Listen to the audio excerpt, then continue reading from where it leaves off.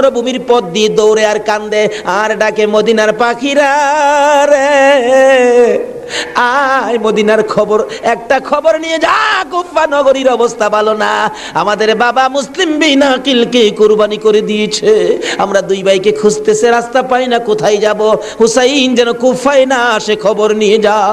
এভাবে একদিন এক রাত, 2 দিন 2 রাত, 3 দিন পার হইয়া 3 রাত্রের বেলা দুইটা ভাই একটা খেজুরের বাগানের মধ্যে বসেছিল, রাত্রে দৌড়াবে মদিনায় যাবে, কিন্তু পেটের খিদা, পানির পিপাসা, আর হাঁটতে পারে না। ছোট ভাইটা বড় ভাইয়ের গলায় ধরে কাঁদতেছে, ভাই কলিজা শুকাইয়া গেছে রে, একটা কাজ সামনে যাইতে পারবো না।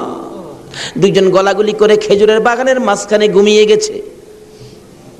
এই খেজুরের বাগানের মালিকের নাম ছিল হারেস। হারেস নিজে ও তরবারি লইয়া ঘুরতেছে। সকালবেলা হারেসের বিবি যাই বাগান দেখবে, যাইয়া দেখে বাগানের মাঝখানে সাপ বিচ্ছুর ভয় থাকে, কিন্তু এই বয়ের মাঝখানে দুইটা পূর্ণিমার চাঁদের মতো